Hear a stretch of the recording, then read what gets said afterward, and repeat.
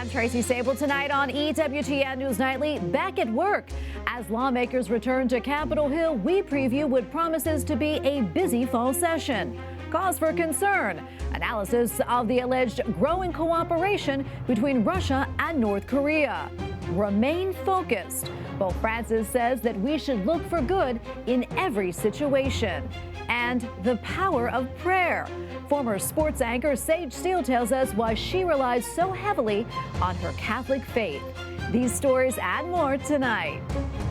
From EWTN, the Global Catholic Network, this is EWTN News Nightly. Thank you for being with us. Our top story tonight, Congress is now in a race against time to keep the government open past the end of the month. But the Senate and House Republicans are in two different places, and the standoff poses a challenge to House Speaker Kevin McCarthy. In fact, some House Republicans are even threatening to shut down the government at the end of the month. Capitol Hill correspondent Eric Rosales joins us now with the latest. Eric. Well, good evening, Tracy. Yes, the Senate is here and the House returns next week, but they only plan to work Tuesday and Wednesday and then go home. The government will shut down on October 1st unless lawmakers pass a spending bill.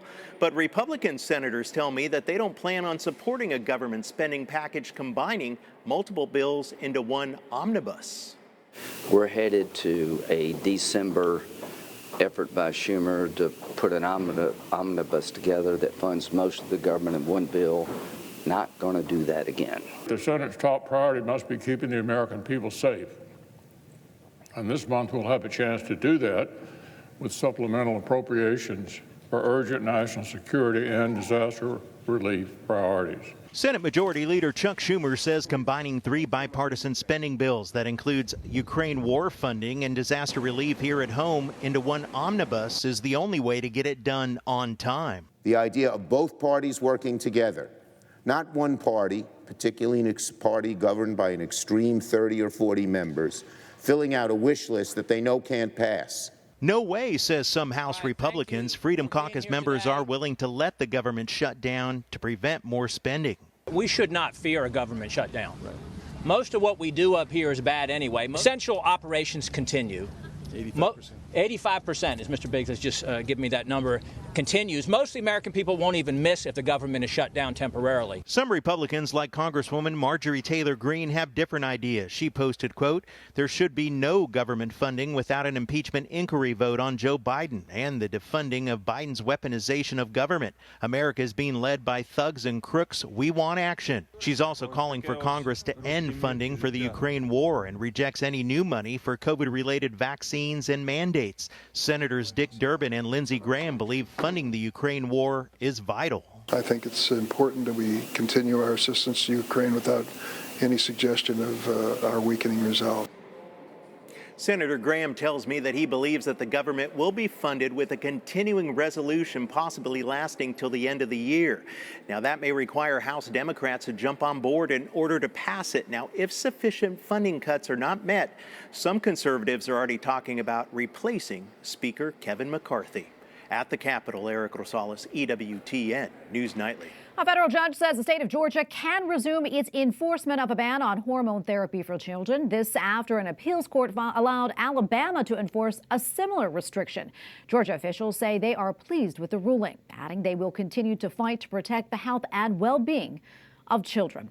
Meantime, in California, a judge halted a school district policy requiring parents to be notified if their children change gender identification at school. This after the state's attorney general filed a lawsuit. He says the plan violates students' rights. The school board says parents need to be informed so they can provide support.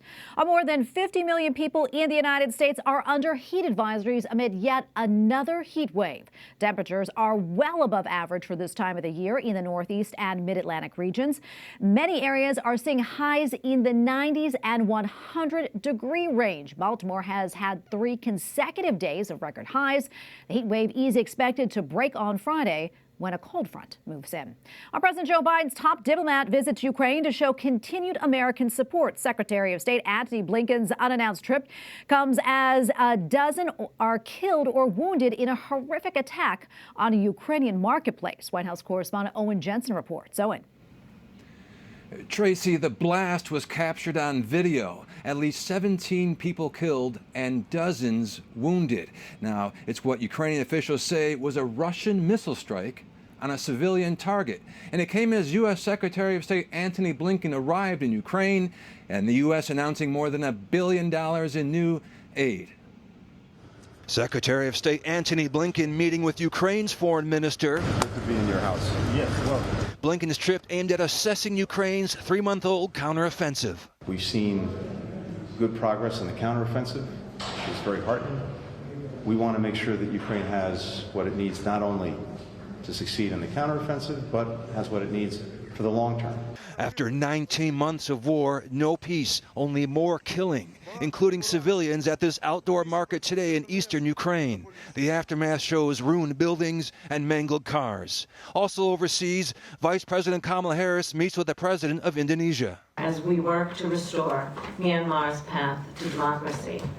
She's taking part in the U.S. ASEAN summit. The vice president is also making news for her comments about former President Donald Trump and whether those allegedly responsible for the effort to illegally overturn the 2020 presidential election and the U.S. Capitol attack must be held accountable, including Trump. Absolutely, people should be held accountable, but under our system of law, right?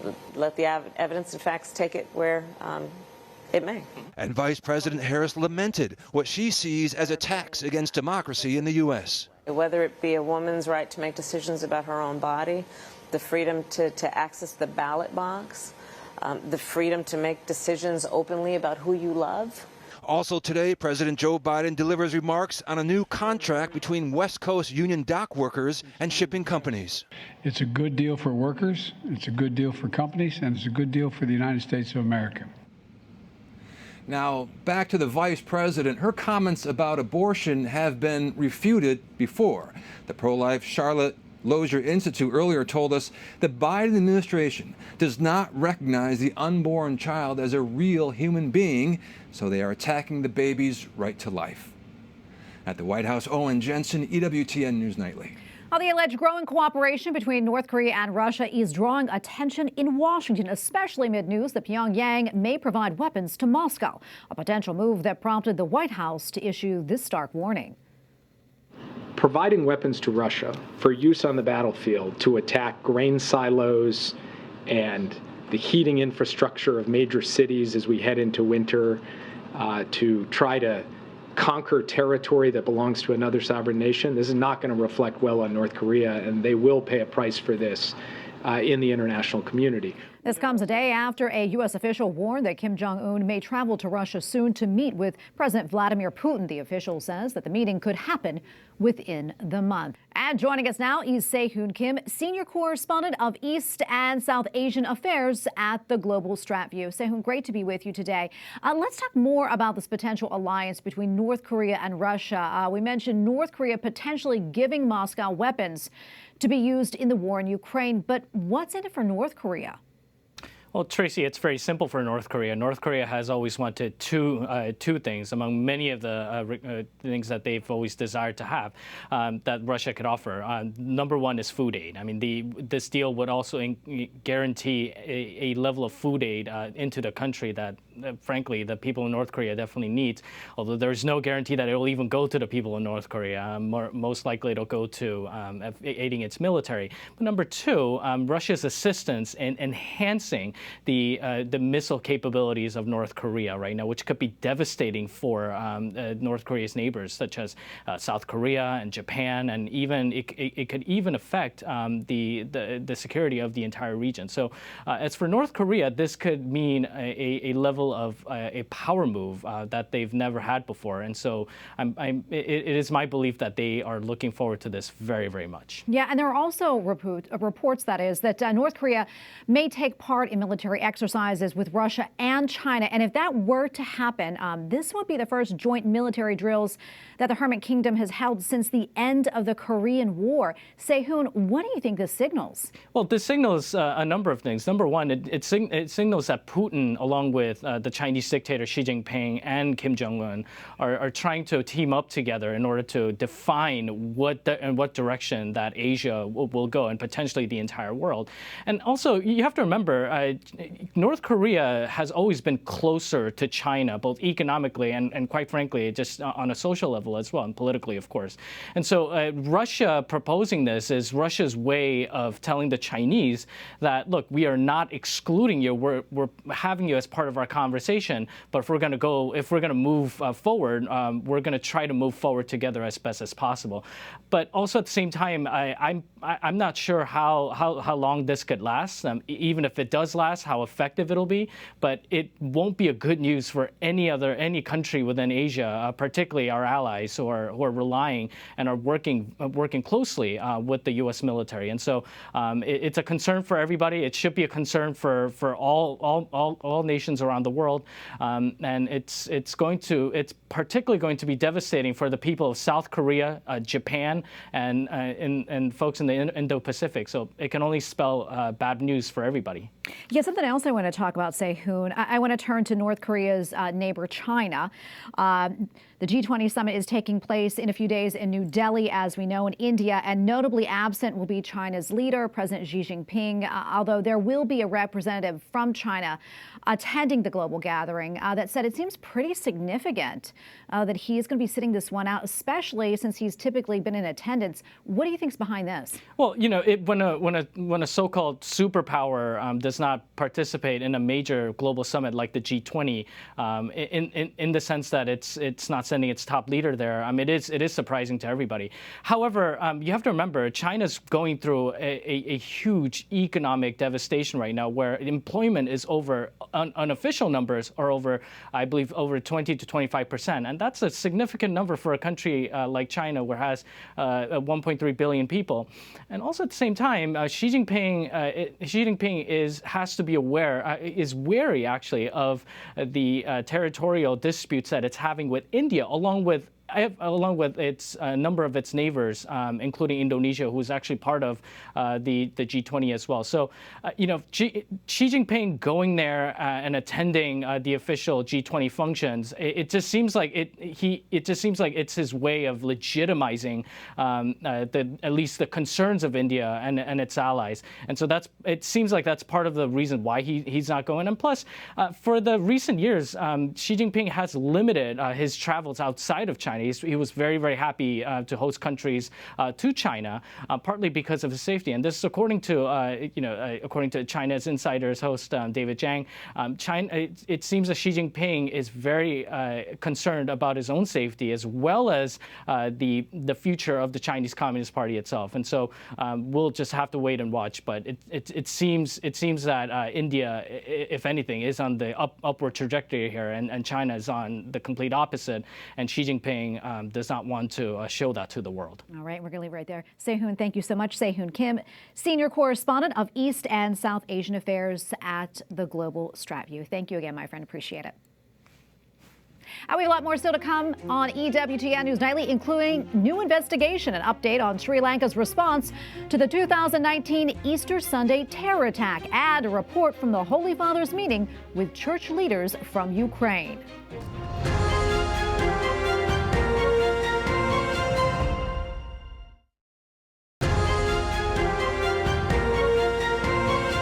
Breaking news, abortion has been decriminalized in Mexico following a decision by the country's Supreme Court. Abortion had been legal in a handful of states prior to today's ruling. We will continue to follow this developing story. Well, Sri Lanka announces a new committee to investigate claims about the 2019 Easter Sunday terror attack.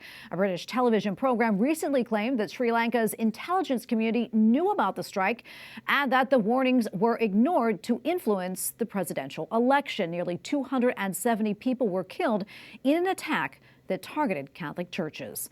Pope Francis met this morning with the bishops of the Ukrainian Greek-Catholic Church. The Holy Father invited Christians to dedicate October to praying for peace and reconciliation in Ukraine. He also underlined that the war in Ukraine can end, but only through more prayer and conversion. EWTN Vatican Bureau Chief Andreas Thonhauser has more. This Marian month of October, Rosaries should be dedicated towards peace and reconciliation in Ukraine. With these words, Pope Francis addressed the more than 50 Ukrainian Greek-Catholic bishops who have come together from around the globe. Over the next few days, they will hold their Synod of Hope, as they called it, here in Rome. The Ukrainian Greek-Catholic Church is one of several Christian churches in a war-torn country. The Synod is also held in this city because the bishops are in full communion with Rome. That is why they also participated in a private audience today with Pope Francis. The Holy Father wanted to be able to address and listen to each of them. In an earlier statement, the head of the Ukrainian Greek-Catholic Church, Major Archbishop Svatoslav Shevchuk, explained that he knew the Pope would listen, and listen well he did. After the bishops shared about their difficulties in their country, Pope Francis expressed his closeness to the suffering people. He compared their situation with a state of martyrdom. He said he felt the pain of feeling helpless against the war, which is, and I quote, a thing of the devil who only wants to destroy. The meeting between the bishops and Pope Francis is remarkable because of two things. First, it shows where the Holy See stands regarding its relations with Ukraine and Russia. Second, it helps us understand also the concept of synodality a little bit better. This is especially interesting as the Holy See is in the last preparations of the Synod on Synodality starting in a few weeks.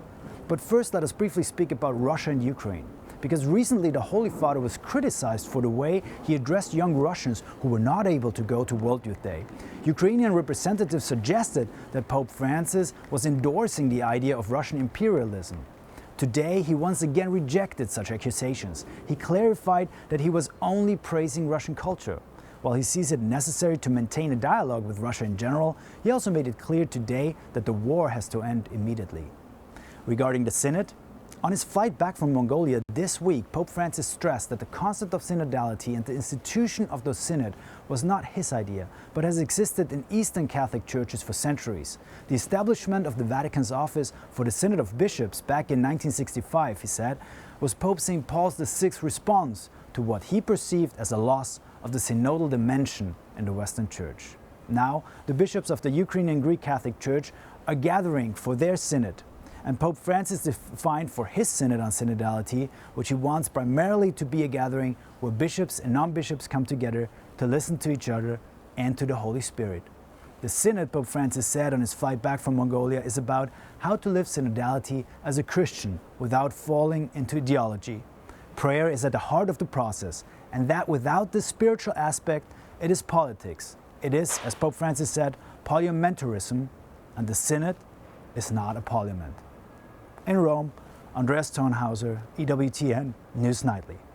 Up next on EWTN News Nightly, visit to Asia. Pope Francis reflects on his recent trip to Mongolia, plus how one powerful prayer helped guide former ESPN sports anchor Sage Steele during a time of crisis.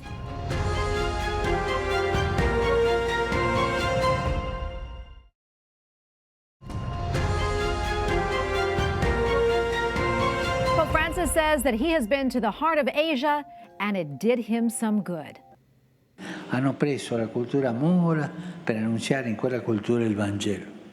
As Weekly Talk at the Vatican, the Holy Father reflected on his recently concluded trip to Mongolia. He expressed his gratitude to all those who prayed for the journey's success. Pope Francis also had advice for the faithful, saying the world pays attention to failure and scandals. As Christians, we can respond by looking for good in every situation. Finally tonight, well-known sports anchor Sage Steele recently departed ESPN after spending 16 years at the network. This after successfully settling a lawsuit with the network regarding her First Amendment rights. In part one of our interview last night, Steele explained why she filed the suit, and tonight she opens up about her Catholic faith and how she relies on it now more than ever.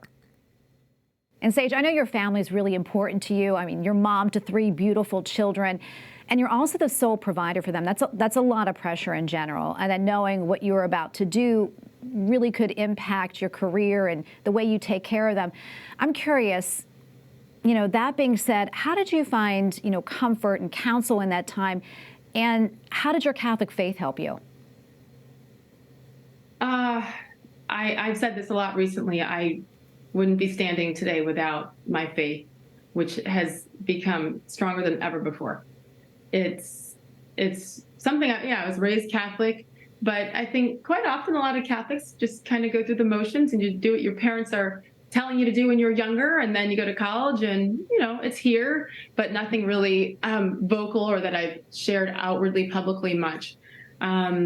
This was a huge low point in my life when all of this happened. The last couple of years, I had just gotten divorced after marrying my college sweetheart, only boyfriend I ever had, married for 20 years, together for 27 years. That's all I ever knew. COVID hit like a couple months right after that was final. The kids were struggling. We're in the Northeast where they shut everything down, sports, everything. It was brutal. And then I happened to speak up and got crushed for it and thought my career was over.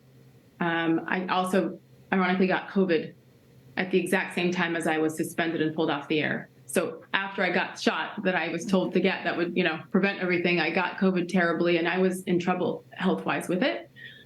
And at that moment I just prayed, because there was one night where my heart was racing so fast and so hard that it woke me up. And I was about to take myself to the hospital, and I am alone here. The kids were at their dad's house because I was sick, and I was about to drive myself to the hospital. And I got up to take a quick shower because it had been a couple days. I'd been in bed and I fell over. And I realized if I get in the shower and fall and hit my head, no one will ever find me. And that might be it. So it's still hard to talk about because that was such a scary moment. And I just got back in bed and prayed that I would wake up the next morning. And I did. I woke up, and it took me a while to kind of get better. I was out for a good 8 days as far as physically unable to really move. But no one could come help me. My parents couldn't come because my dad's cancer treatments. They couldn't be near me. No one. So all I had was God. And fortunately, I knew that he had brought me through so much with my decision with ending my marriage, et cetera, that what am I going to do? Not trust him now? So I literally felt him pull me up and say, you got this, girl. Maybe not like that, but that's what I felt. I was going back to work after being suspended. My best friend, my makeup artist, was here, and my parents had come up. And they were here to help me get off the floor in some ways, because I was like, I can't do it. And then my dad, he said, huddle up. He's an old football player. So he huddle up. So it was my dad, my mom, and my best friend and me. And right as I walked out the door to go to work for the first time, after the apology and being suspended and embarrassed and vilified, my dad said, we're going to say a prayer. We're going to say the St. Michael the Archangel, what you say at the end of your Catholic Mass. And, having God protect us from the wickedness and snares of the devil and rebuke them, we humbly pray. That moment changed me and changed our family. And every single day from that moment on, as I pulled into the parking lot at ESPN to go into work, my mom and dad would get on the phone with me and we'd say that prayer. There are so many other people that are going through not the same thing, but similar things, and their faith is pulling them through. And so you sharing this is helping a lot of people right now. So thank you. And that's what, can I interrupt real quick? Because I've struggled with all of this. I don't want to make this all about me. It's very uncomfortable. As a mother, that's not what we do. And as a journalist, you're never the story, right? But this has turned into something bigger, maybe because of my big mouth.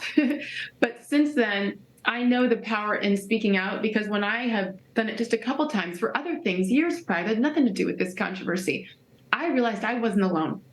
And so I feel like if I can share this, even if it gets me choked up every time or brings back some bad memories, when I was alone up there in my bedroom on the floor, oh my gosh, am I going to wake up tomorrow? I just hope others feel that they're not as alone as I felt, And so if I don't talk about this, then what a waste. What a waste of some really, really good lessons. Sage, we've had such a beautiful conversation with you. Thank you for talking to us, about everything, sharing what's on your heart. And I'm curious, before we let you go, what's next for you? I don't know, but I'm having some really fun conversations right now with all kinds of different people that work in the industry in different ways that I've never thought of or considered before, because I absolutely loved my job on SportsCenter. I loved my 16 years there, and I thought I was going to die there. That was the plan. So now I'm like, okay, we have to rearrange our thought process, and I'm having some awesome conversations. I want to just be able to do this, the C word conversations with all kinds of different people to talk about, certainly some sports and some really special athletes that are overlooked, some politicians. I think it'd be really great to dig deeper, not necessarily on the issues, but on like, who are they as people? What makes them special and different, and especially with some of these people that we may or may not be voting for, like who are they here? That is important to me. I would love to interview some Hollywood celebrities, a lot of people who have been canceled, and it's like, oh wait, we're still here. I have some nerves about it, some fears, but that only lasts for a second because again, I know I'm right where I'm supposed to be, but I hope to announce something in the next couple of weeks, to be honest with you, and I've been so flattered by so many people reaching out, but it's a blessing to be able to finally be me. And we had such a wonderful conversation with Sage. And if you missed part 1 of our interview with her, you can check it out anytime on our social media pages, including YouTube and X at EWTN News Nightly. And we thank you for watching tonight. Remember, you can follow us on social media, Facebook, X, and Instagram at EWTN News Nightly. I'm Tracy Sable. Good night and God bless.